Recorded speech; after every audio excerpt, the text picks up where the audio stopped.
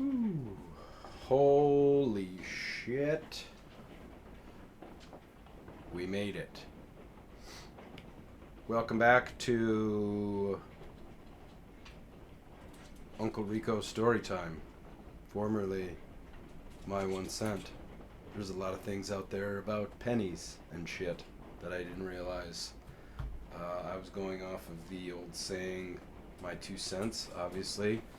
This is just bullshit banter by me. So I thought play on words, simple. Did a search for shows and stuff. But I'm an idiot about what stuff we'll Google and what stuff comes up. So we are pivoting again. We are back to Uncle Rico's Story Time. I'm Nicholas Johns. I live in Arizona and it is hailing out, which is pretty cool. Got the dogs locked outside, but they are scratching. So I don't know how long that's going to last. It's been 2 days since my last podcast when I was in a bit of a funk. But we're out of it now. Yeah. Time out. Letting the dogs in. Okay. There you go, buddy. Zeusy, my good boy, was just hanging out. No, dude. Stay down. Stay down. My little Chicos. I found out he's pretty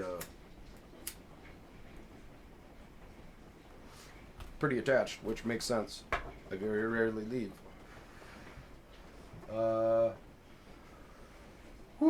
So it's hailing out, which is pretty cool.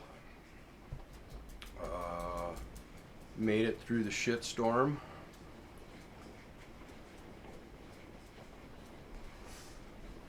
The shit storm was different though. It wasn't like my normal funk. My normal depressive episodes are like I'm a lot more beaten because it just starts me thinking. Normally I'm in back pain when all this shit is going down. I was in back pain this time too, but my whole thought process was just getting through it, like take the punches, which is my normal way to deal with stuff. But normally I have this fatalistic thought process of like, man, I'm this way right now. How am I gonna be? Like, my body hurts this much right now, and I can't fucking remember shit, and I'm all emotional. I'm like, okay, if I'm this way right now, how am I gonna be in 10 years, 15 years? Like, so, fuck it, kind of attitude. Normally, I usually don't have a filter, so when I go, I try not to go out when I'm like that, because I'll just say whatever, And if I'm drunk, people don't know that I'm drunk, so I'll I was talking to this buddy. I'm not gonna tell that story. That'll take too long. But yeah, he said I was a fucking jerk to him last time, and I love him, Dustin. And I was like, "Fuck, man, I am so sorry." He's like, "Nah, it's I'm used to it." But this one time I was fucked up, and this guy told me later, I drunk. Nobody can tell when I'm drunk, because if I start speaking a different language, I'm out and I ghost. But I was talking to this one guy. He's like, "Oh, you're hilarious." Da da da da da. I'm like, I don't. He was a regular at this bar in Madison. He goes, "Oh, last time you were here, this guy was talking to you, and you go, yeah, I'm gonna leave now because this conversation is boring the shit out of me, and you just walked off, man. I thought you were kidding, but you just walked off." I go, "I was pretty hammered, dude." He goes, "Nah, you seem pretty sober. I just don't think you like the guy." I was like, I don't even remember this shit. But, yeah, we made it through.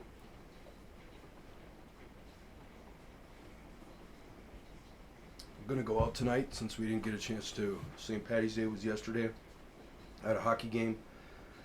And, it was on the back end of things. I'd killed Balthazar. He had went away, not without a fight though. But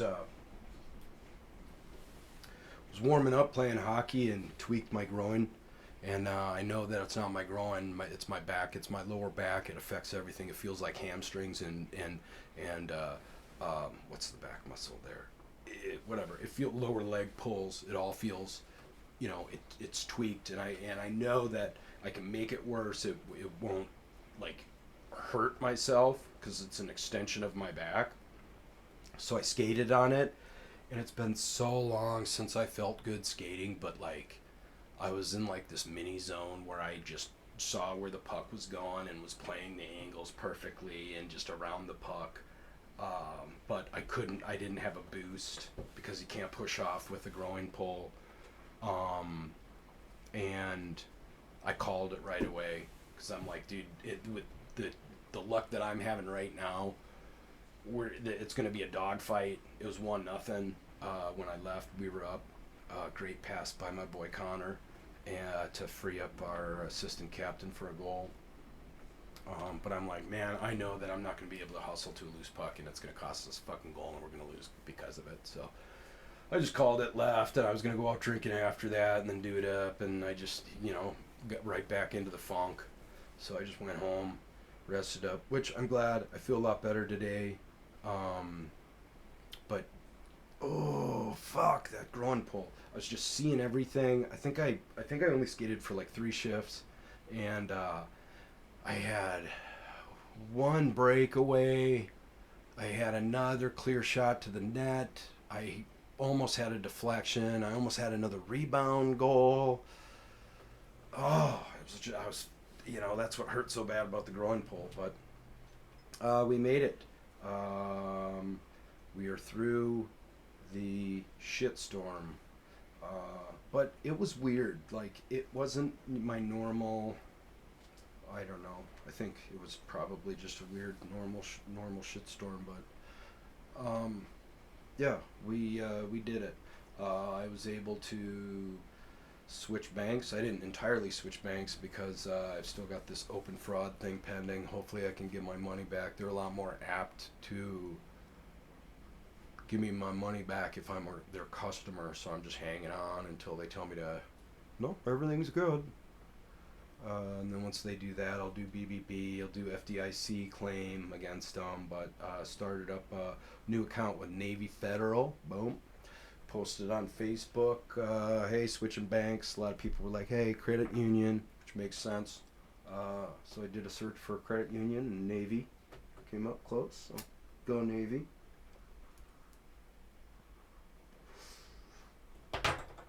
Chico baby. Zuzi baby. Oh my god, dude. Your face. I'm gonna squish it. Yeah, so switched over banking. And then realized I fucked up because they have very little ATMs. That's alright, I'll just find out whatever is their closest ATM that I can get for free and travel to that every once in a while.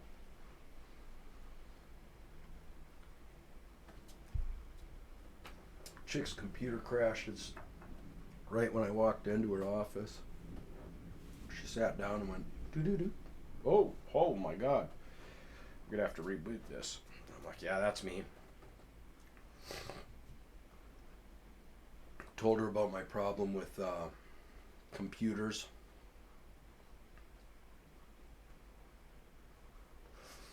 I worked at this coffee shop in the airport.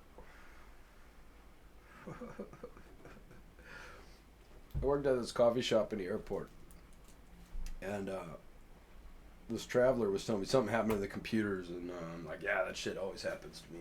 He's like, he was telling me about the study in Germany that they did about people that have this effect on technology and stuff like that, and he starts listing off the symptoms, and I was like, yep. It was like, do automated hand stuff, and I go, never. I don't even use them. And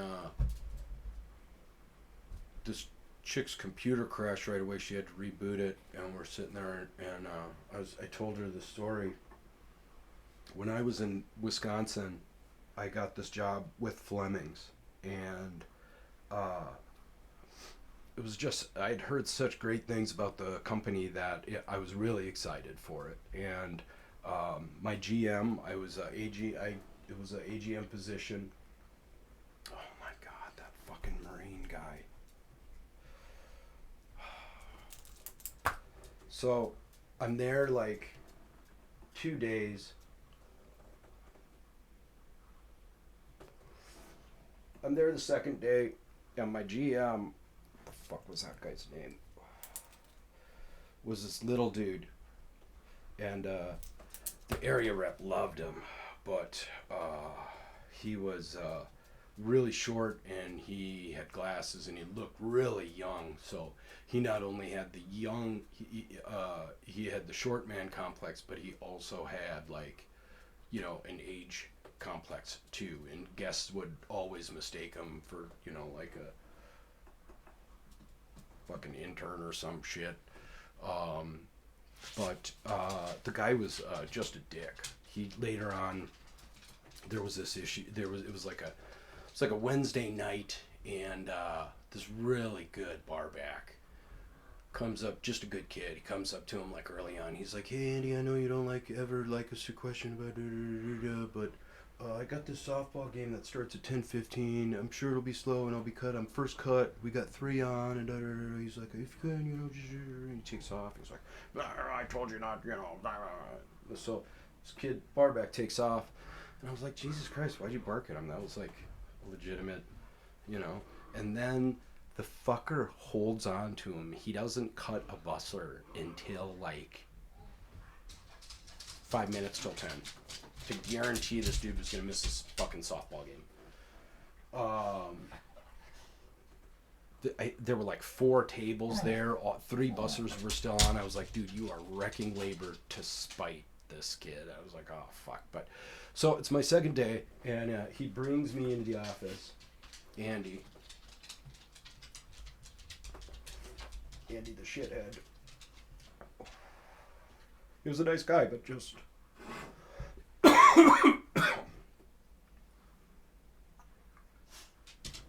he was really good at like marketing and shit and knew his stuff. He was just had this inferiority complex. But district manager loved him. I went through training just to spite him, but getting ahead of myself. So second day of training, dude's like, come on back to the office and I'll show you how to log in. And I'm kind of joking around about how I am with technology and like how bad I am, and I'm like, just to let you know, there's a bug. I don't use it or nothing. We don't get along. And he fucking waves me off. Just log in. And he fucking waves me off, and I'm like, okay, well that's kind of rude. When I manage restaurants, I like to throw out, sir, ma'am, thank you, please. That shit goes a long way. A little bit of respect. We get shit on by our customers all day long. The least we can do as a staff is respect each other. So me and him obviously didn't have the same management stuff. But he fucking waves me off, and I go, okay. So I hit the power button. Back in the day, the computers had a big tower. Everything was attached to it. There was no such thing as Wi-Fi back then. So I hit the power button, and the thing goes...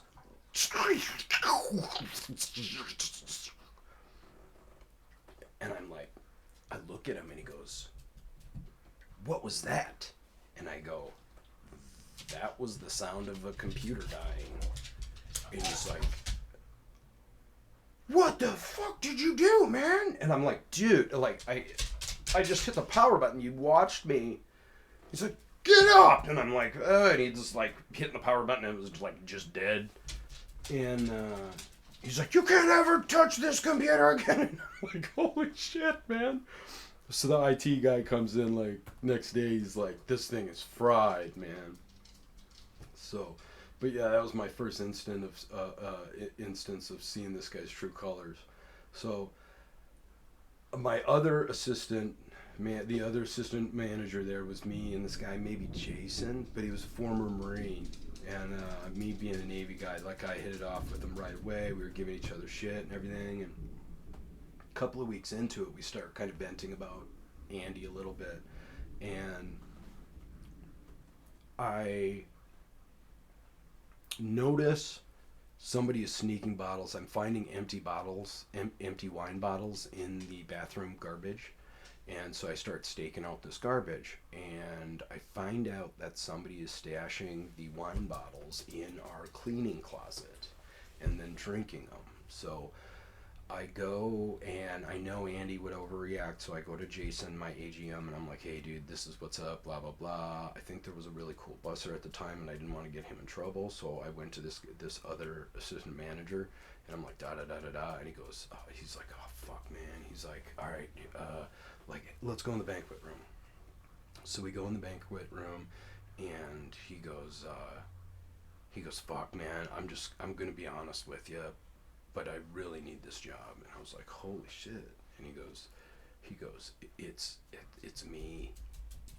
He's like, Andy is driving me fucking crazy. Like, da da da da da. He just opens up this huge vault. He's like, I've been fucking drinking. I'm drinking at home by myself. I'm like, da da da da da. I'm like fucking covering up the way, you know. I'm like, okay, you're just an alcoholic and you're using Andy as a scapegoat. He's tough to work with, but, you know, I quickly saw how this guy Andy was, and I was like, fuck, he legit drove this former Marine, who I believe him now did not have a drinking problem. I mean, when you're in the hospitality industry, you clinically got a fucking drinking problem. When I was in, and I did, so this is rare. We're not going to go into how much I used to drink when I was managing, but you abuse alcohol and drugs all the time. You're addicted to something if you're in the fucking restaurant, whether it be smoking, gambling, whatever, drinking, pot. Not, yeah, everybody's fucking smoking pot in the restaurant industry. But getting off a tangent. Yeah, so this dude fucking turned into a fucking raging alcoholic. I hope I don't. Nah, you can't get in trouble. He can't get in trouble for that shit. But yeah, fucking boozing it up at work because of his fucking boss. And I was so fed up with him. I forget how long it was. I think it was a 9-week training or something like that.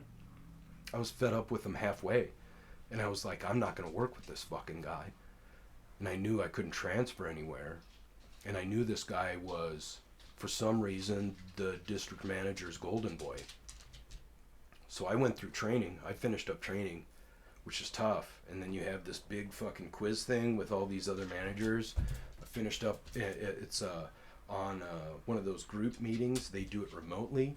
And I finished that up, and I was like, hey, I forget the district manager. I was like, hey, so-and-so, can I talk to you after this? And he's like, yeah, give me a call, blah, blah, blah. So I call him up on the phone. I go, hey, man, I fucking quit. And he's like, are you, what the fuck? You just made it. I'm like, Andy is a fucking maniac. And he's like, oh, no, we can talk about it, blah, blah, blah, solve it. I go, there's no fucking way that we can solve this. I've thought about it, like, but he's like, why the fuck did you make it through training? I'm like, because I wanted to fucking prove to you that I was, you know, Fleming material, and that it wasn't about training. It was 100% about this general manager.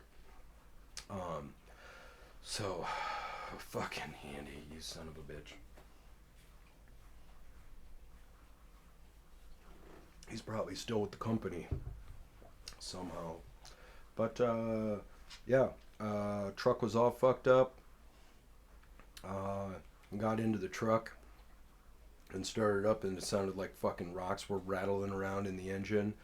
I was getting all sorts of alarms. My oil change thing started going off, even though I just changed it. And I know that's just a reset thing, but the door ajar alarm started going off like crazy. This was all at the same time. So it was and I'm still haven't fixed that. I figured out the rattle. I'm pretty sure was a piece inside the catalytic converter. Something inside the catalytic converter. The door alarm jam is driving me crazy. I can't find it. I took it to my mechanic buddy. He's like, oh, right there. I'm like, nope, that's the back end of an extended screw for some reason. He's like, oh, no shit. He's like, oh, right here. He pushed it in. I go, nope, that is just 2 fucking little push-in screws for some reason.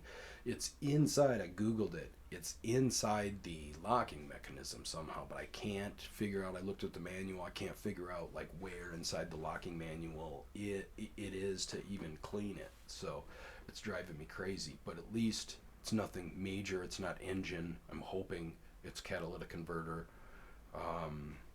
And the truck alarm sensor is no big deal, but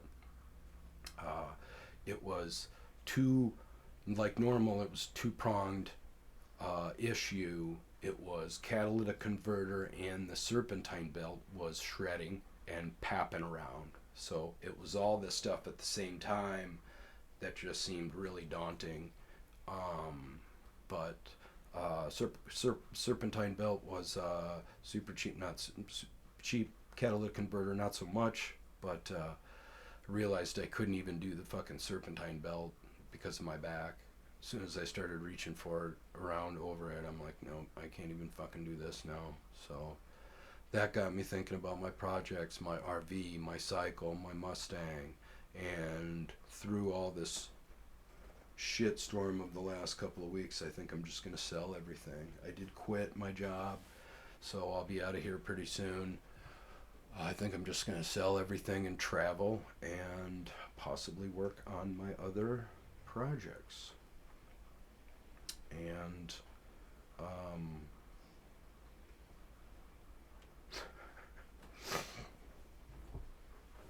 at this coffee shop, I saw Michael Phelps, and I realized how fucked up body doubles are in Hollywood. When I first moved out here, I did some acting, and I was lucky enough to be an extra on the Michael Phelps Under Armour Olympic commercial where he's swimming in the water and there's people outside cheering, and there's a shot through the water of people cheering outside, and that was me as an extra. I don't even think you can see my face, but it was a cool experience. It was, oh my god, it was my first interaction with prima donna. This chick tried to get everybody to revolt because of the way we were being treated as extras, and I thought it was a cool gig. I think they were paying us like $45, 60, 70, $80 an hour. We were licensed to be there like 4 or 5 hours. They had a tent outside. They had food. It was cool. I was ready to kill time, so I brought cards and, headphones, and this chick tried to get the extras to revolt. After a while, a couple of the guys walked up to me and they were like, "Hey, we're talking about it," and I'm like, "Well, fucking do that. They'll just shit can you and we're extras, dude." Like, it was this ginger actress from, it turned out she was signed by my agent. I had an agent shortly until I realized that they weren't really doing much for me, and everything's kind of online auditions. So as an actor and actress, with everything online, you can kind of do your own auditions. You still need an actor for connections and stuff, but what I was looking to do, I didn't need, so I parted ways. But they were great. They were a great agency, but this girl was part of that agency. And I was bartending at this place in Scottsdale, and I see this chick. I'm like, oh my god. And she's spouting off, the same girl that tried to revolt with the extras. And she's at my bar just spouting her mouth off. And I recognized her right away, and I just kind of let her do her thing. And super slow. There were a couple of dudes at the bar. And the thing that sucked is they were, looking, so they were trying, buying her drinks and shit. And some dude starts chatting with her, and she says, "No offense or nothing, but I really don't bother getting to know anybody if they're not gonna benefit me." And I was like, oh, I think I was washing glasses, and I was like, oh, what the fuck? Start listening. And he's like, why is that? And she goes, oh, it's kind of a mantra. She goes, I won't get to know anybody personally unless they benefit me personally or professionally. And I stopped washing the glasses, and I was like, hey, excuse me, I normally don't eavesdrop, but I just have to say, you should not ever say that out loud. And she's like, excuse me? And I go, that is the most self-absorbed, like, I don't think you realize. I think I know what you're trying to, like, put off, but you should not ever say something like that out loud. That's your thought process. You keep that inside your mind, in your head. And she's like, no, it's true. And I go, no, you're basically just saying fuck empathy. Like, I won't help people. Like, just, and I fucking walked off. I went out and had a cigarette. Didn't have a cigarette. I smoked pot. And then came back. She had, like, closed up her tab. Her margarita glass was still sitting there. Like, what a piece of shit. But that was it was very quickly, I realized I love acting. And I was like, I don't want to do this. The people are fucking horrible. I met so many great people behind the camera. Anybody in front of the camera is just, they're doing it for stardom and they think they're hot shit and they're just horrible fucking people. Don't get me going about, like, Hollywood, but that fucking Mel Gibson was right. Like, when he flipped out and was talking about, like, drinking baby blood and shit, like, he's not far off. They're fucking horrible, horrible people. And when you are so rich, you kind of invent your own fucking problems and push whatever envelopes that normal people think are out there. You have no idea. But what the hell? Coffee shop, Michael Phelps. So I'm at this shoot with Michael Phelps, and I'm grabbing some food from the table, and they just got a huge old baskets up with fucking candy bars and chips and sandwiches and anything, subs and all sorts of stuff. Help yourself. Gatorades and Pepsis and everything. It was cool. And I'm just kind of looking, and like somebody kind of bumps into me in the back. I was like, oh, excuse me. I was like, oh, it's Michael Phelps. I'm like, I'm good, man. And I walk around. I was like, hey. He's like, hey. I'm like, I'm good. Then I walked away. And as a dude, you kind of like bigger dudes, you kind of eye up on whether or not you take a dude right away. You look at him, like, if I can work you over, ooh, I'd have some problem with that dude. Ooh, shit. Hope he doesn't look my way. But this dude, when I was like, oh, and I like went over and just kind of looked at him, and biggest fucking broadest shoulders I've ever seen, like fucking Hulk. I was like, oh, that dude would make fucking mincemeat out of me. Huge reach. I was like, oh. I ran into Michael Phelps in the coffee shop, and I was like, oh yeah, I can take you, man. And it was Mike Phelps for sure. He had his hat on and stuff. And I was like, it took me forever to realize I met his body double at this commercial. Michael Phelps isn't going through the fucking extra snack table to grab something to eat. So I met this massive monster of a body double that looked like Michael Phelps. I'd been telling the story that I'd met Michael Phelps for so long. I mean, I guess I did meet him at the coffee shop. Yeah, so, oh my God. Had to switch phones.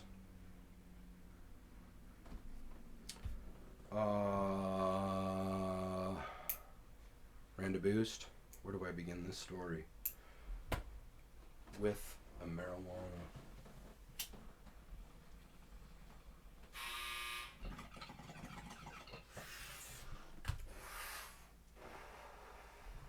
Laundry's done. So my phones are all fucked up. I was with Metro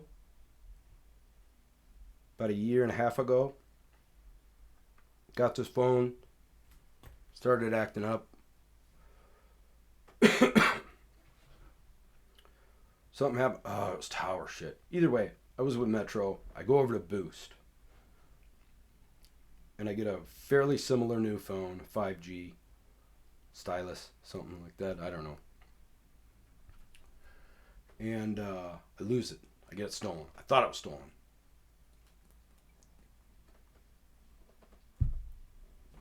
Fucking cops took it. That's a story for a different podcast. But fucking cops took it. And as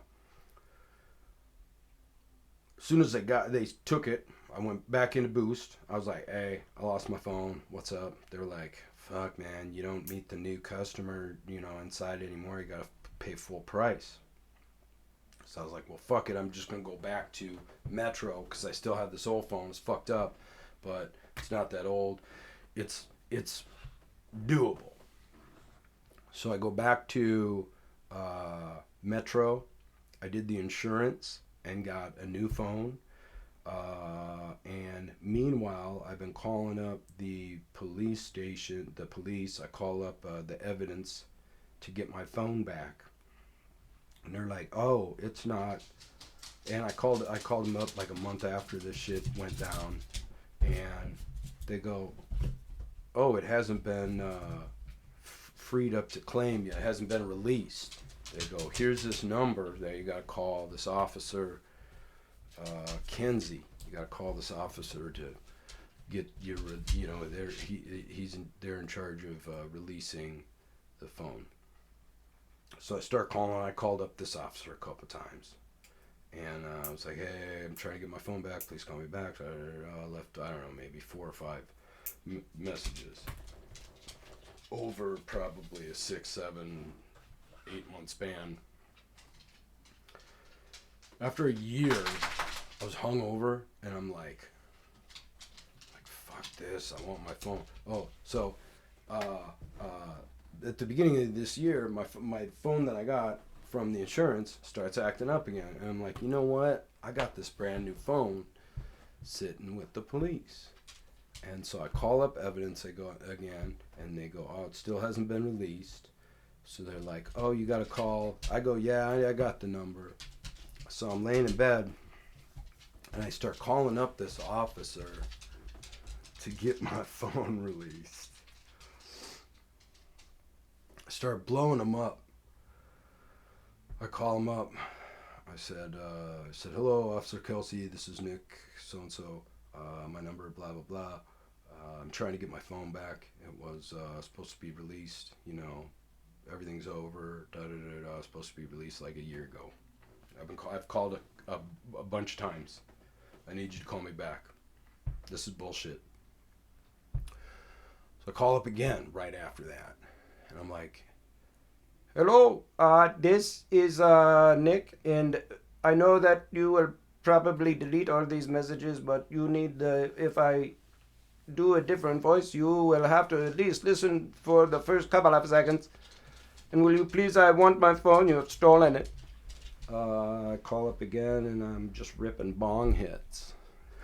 I call up again, and I'm talking baby gibberish to my dogs. I call up again, and I'm like, hello, this is Chico. I am the dog of Nick, and he's mad, man. He wants his fucking phone. I know he won't ever hit me, but I am scared. Please, give him his phone back. I call up again, and I'm like, I go, hello, this is Isaac. I am Nick so-and-so's assistant. He just had me block off the first 15 minutes of every day for the next 2 weeks to call and leave you prank messages. This seems really childish. So can you give me a call back and maybe we can get this cell phone squared away? So I call and leave this cop 15 messages in a row.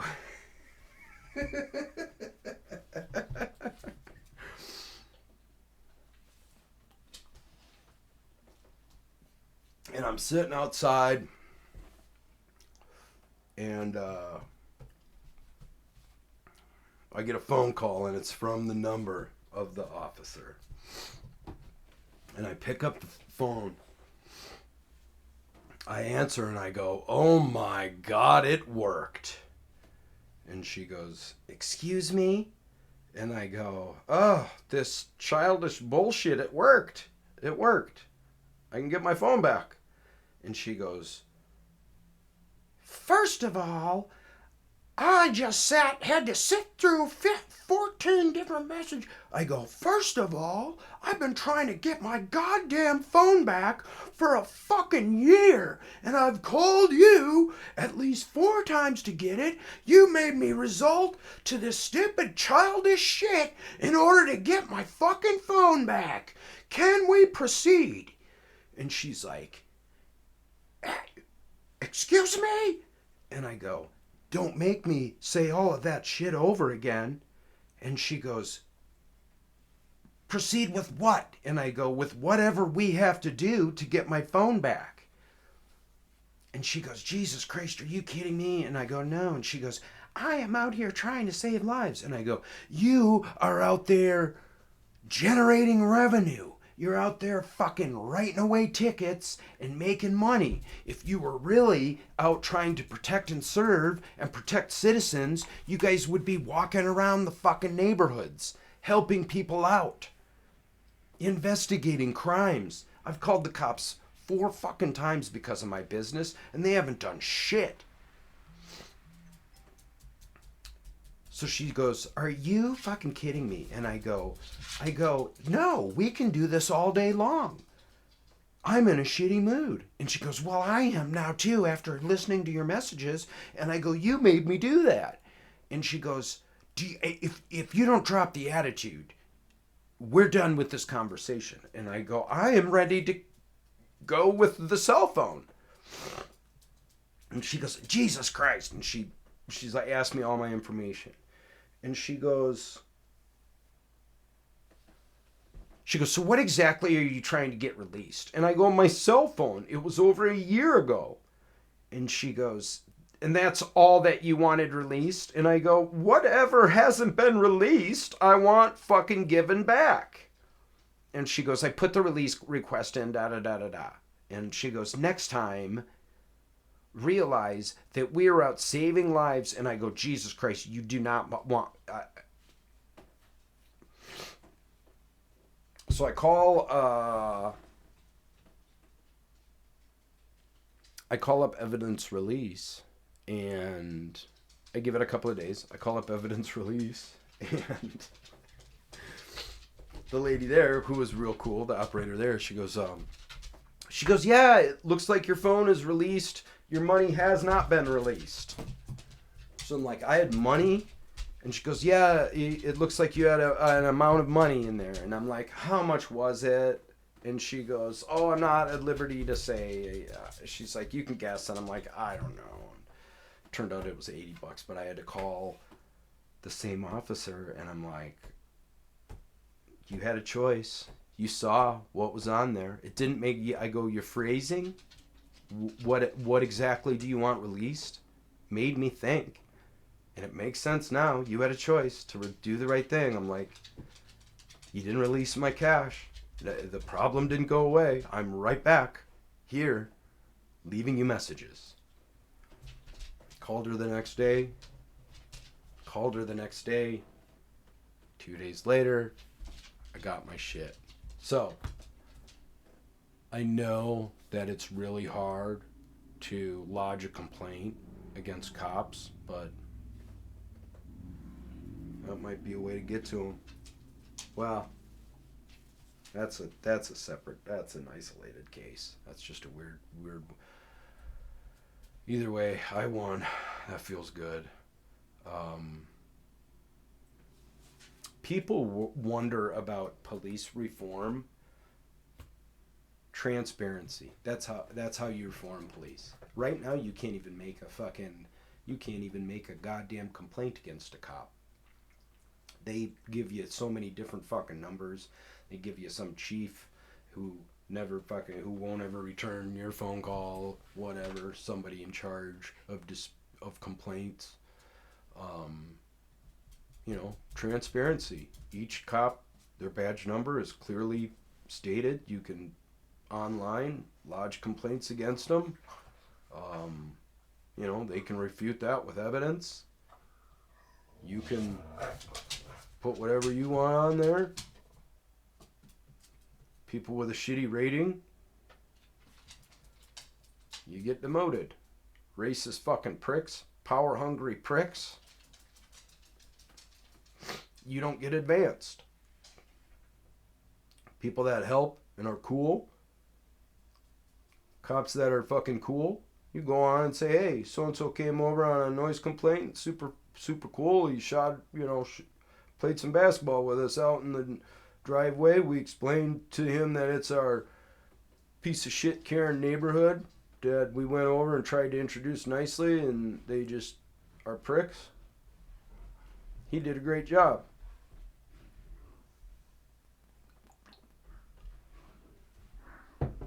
Transparency.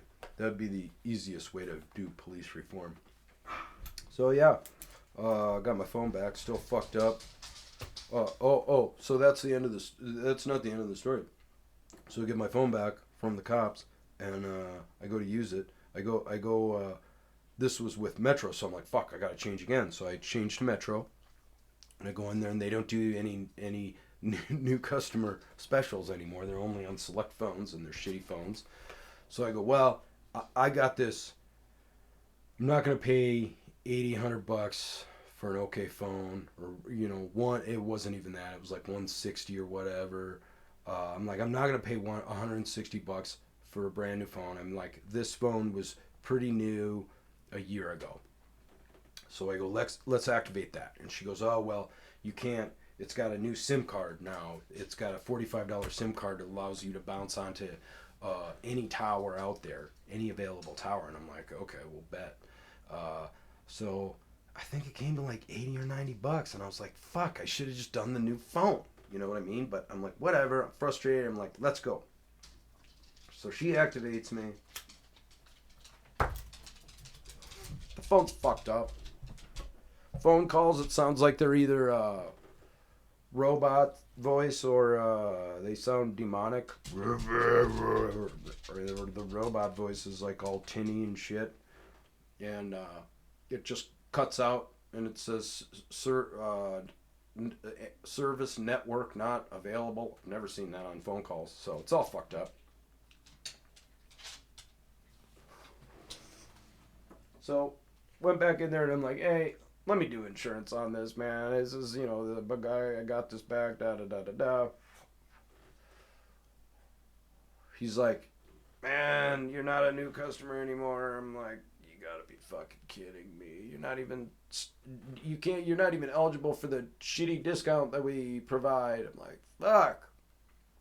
So I go into Verizon. I'm like, you know what? Fuck it. Gonna go back to the evil empire. I walk in there and they don't have prices on their phones anymore. So I'm like, this isn't good. And they're trying to copy the Apple thing where they have somebody check you in, like, kind of snotty. And I don't get checked in right away. And I'm listening to this fucking salesman sign this poor old guy up. He's like, okay, so new Apple tablet. Valued at $850, you're getting for free, and your new Apple Watch, which, like I told you, is going to track all your cardio. That is another $850 value, which you're getting for free today. You understand all this, right? I'm like, Jesus Christ, man, they are roping this poor guy. He's probably on a set. Did I tell this story before? I did, yeah. He's on. My worry is he's on a set. Income, but then I ventured off and I was like, maybe he doesn't have that long and he's fucking smart. Either way, man, taking advantage of this poor old dude. Unless the old man's taking advantage of him, which I hope he does. Yeah, so I go back to Metro and I'm like, dude, let me come back. I'll pay for all the activation shit. let's get that old phone back, and then can I do insurance? And he's like, yes. So I think that's what I'm gonna do, to at least get a working phone. Fucking phone companies. Oh, so we made it through it. That's what we were talking about. Gonna go out and get drunk tonight. My boy's got a bath. Chico baby does not like baths. Zeusy baby loves the baths. Thank God it's not the other way around, because Zeusy is a beast to wrestle. Oh, so this is how I know we made it through. This is kind of a fun story. We'll end on a good note.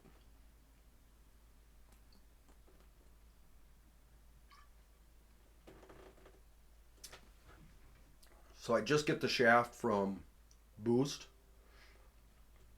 and I go to Winco. They're awesome. It's a grocery store. Have all this great bulk shit. They have a cinnamon raisin granola, which I blend with a crunchy raisin bran from Albertsons Safeway, which is bomb. But they sell all this stuff in bulk. They have this huge wall of candy, which is cool too. So I go to Winco, grab some shit for the dogs. Way too much money on the dogs. A whole laundry basket of dog treats. They deserve it, though. They're good boys. So I'm checking out through the self-service, and there's a methy dude right behind me, and I'm like, I kind of tapped him on my six, and I'm like, I kind of didn't really look back on him, but I registered him, and I finish up real quick, and the person behind me dropped their receipt, and I was gonna grab it, and I was like, fuck you guys. I'm kind of still in my funky mood, and I'm like, I'll get it. So I bend down and I get it, and I'm in gym shorts. When I bend down and get it, my wallet falls out. Now, mind you, I just fucking got my money stolen from credit card theft and had to get a new bank. Just put my new bank card, just got my new bank card in there. So I have 2 new bank cards in there, which was a fucking nightmare to switch. My wallet falls out, and I don't know it. Picking up this fucking receipt paper that I debated on picking up. And I'm out, I'm walking out, halfway out the double doors, and I hear, hey, hey, hey! And I turn around, and there's a young girl running over with my wallet raised up high. And she goes, hey, you dropped this, sir. I said, thank you very much. I go, I'm having a really bad time, and just thank you. And I go to leave, and I stop, and I didn't have that much cash, so I just gave her $5, and she was there with her mom, and had 2 little sisters, and I'm like, here, I went back in, I gave her $5. I said, thank you very much. If you want to share anytime I give kids anything, I always try to, if you want to share with your sisters, that's up to you, but this is yours, thank you very much. And I left, and saw him out in the parking lot, so I gave him another $5. I said, you keep that $5, and if you want to share this with your sisters, you can share that with your sisters. And so I took off. So we're going to go out tonight with one of my favorite couples and talk a little bit about this project. Anytime I get in one of these funks, the good thing is when I come out battling, and usually come out with something pretty good. Last time, I didn't realize this, the wife of the fiance of my buddy, of this couple, made me realize the last time that I was in a really, really bad funk was I wrote this manuscript that um, we'll have to talk about that next. But wrote this manuscript about a serial killer back home in Wisconsin, and ended up staying up all weekend, just drinking, and rocked out a manuscript. It's a project that I'd been working. I wanted to write it as a novel, but ended up just banging it out as a manuscript over a weekend. So this funk has got me fired up to go back and touch on it. And quitting my job, I might end up trying to do the project myself. I wrote it to try to sell, but it might be cheap enough for me to rock out myself. So, good things, optimistic. And that's hope for anybody having a shitty time, you know. And that kid gives me hope, you know. So, go out and get it. And left lane is for passing. And they're still good out there. And not God bless, but peace out.